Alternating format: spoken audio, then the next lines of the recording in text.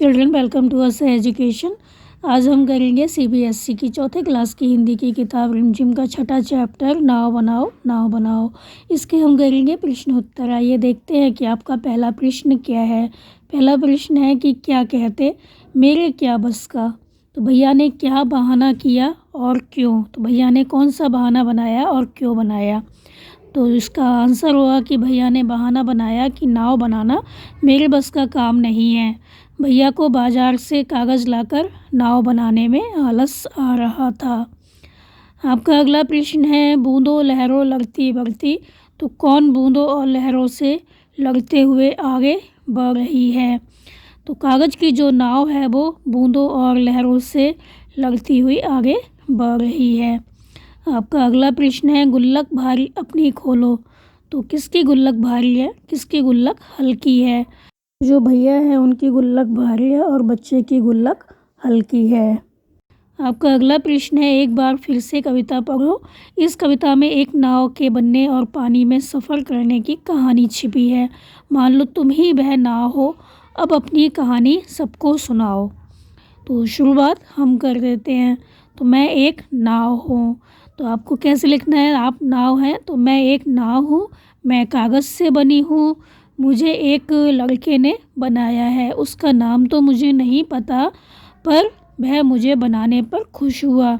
बारिश हो रही थी, उसने मुझे पानी में बहने के लिए छोड़ दिया। मैं बहते बहते दूर निकल गई और आगे जाकर कुछ झाड़ियाँ थी उसमें फंस गई। तब से मैं यहीं हूँ। मैं पानी के कारण गल चुकी हूँ और कभी भी अपने प्राण त्याग सकती हूँ। मतलब जो नाव है वो अपनी कहानी सुना रही है। अगला प्रश्न है कि तुमने बरसात पर पहले भी कभी कोई कविता या लोकगीत सुना होगा, उसे नीचे दी गई जगह में लिखो। तो आपने जो भी बरसात के ऊपर जो लोकगीत है जो भी सुना है वो यहाँ पर आपको लिखना है। इस कविता को पढ़ते समय तुम्हारे मन में कई चित्र आए होंगे, उनके बारे में बताओ या उनका चित्र बनाओ। तो कविता है बरखा रानी आओ तुम, रिमझिम बरसो तुम, तपती धरती प्यासी बैठी, उसकी प्यास बुझाओ तुम। नदी तुमसे रूठी है, देर लगी आने में कैसे, जल्दी से पानी बरसाओ, उसको पानी देती जाओ। तो जो इसमें आपको चित्र बनाना है तो आप इसको अपने आप बना सकते हैं यहाँ पर। तो इस कविता को पढ़ते समय तुम्हारे मन में जो भी चित्र आया उसको आपको यहाँ पर बनाना है। अगला प्रश्न है पानी सचमुच खूब पड़ेगा। सचमुच का इस्तेमाल करते हुए तुम भी दो वाक्य बनाओ। तो आपको सचमुच पर दो वाक्य बनाने हैं। तो हम बनाएंगे कि वह सचमुच बहुत ज़्यादा भीग गया। वह पानी में सचमुच बहुत ज़्यादा भीग गया।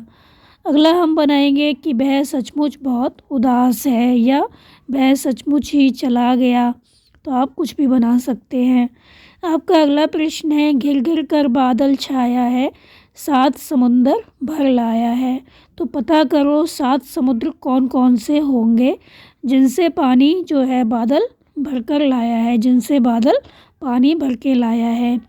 तो सात समुद्रों के नाम लिखना है, वो हैं हिंद महासागर, प्रशांत महासागर, अंध महासागर मतलब अटलांटिक महासागर, उत्तरी ध्रुव महासागर, दक्षिणी ध्रुव महासागर, अरब सागर और बंगाल की खाड़ी।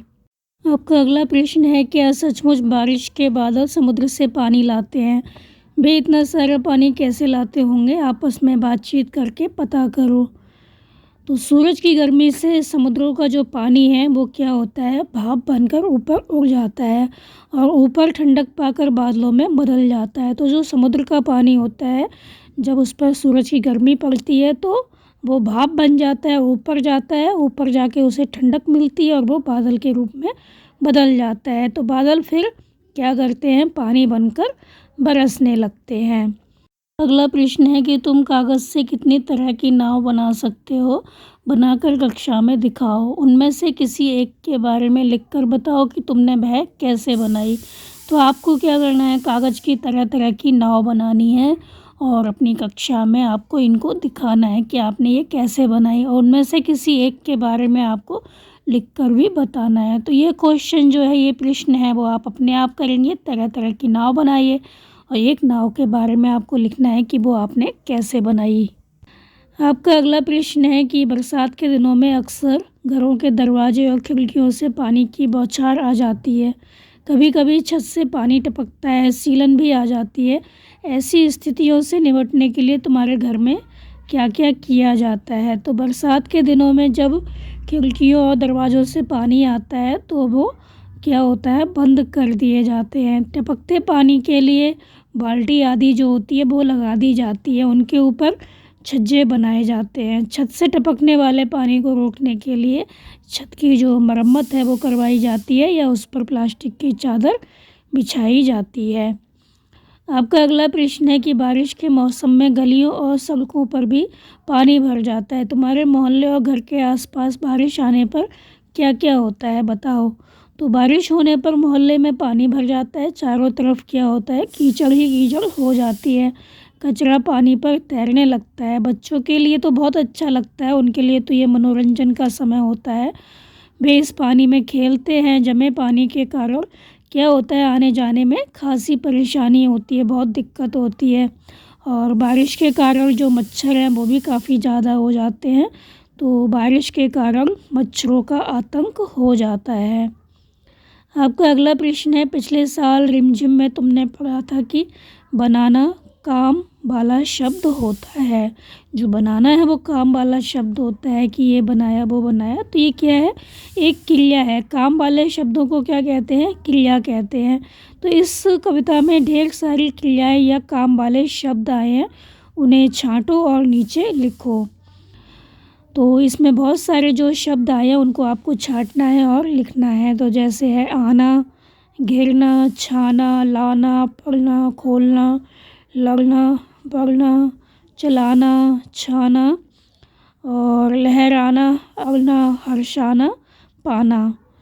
अगला प्रश्न है, तुमने जो क्रियाएं छांटी हैं वर्णमाला के हिसाब से उन्हें क्या करना है, उनके आगे 1, 2, 3 आदि लिखकर उन्हें क्रम से लगाओ। तो जो शब्द वर्णमाला में पहले आता है वो पहले लिखना है आपको, और जो बाद में आता है उसको बाद में लिखना है। तो जो आ है वो पहले आता है, तो आ वाले जो शब्द हैं वो आपको पहले लिखने हैं।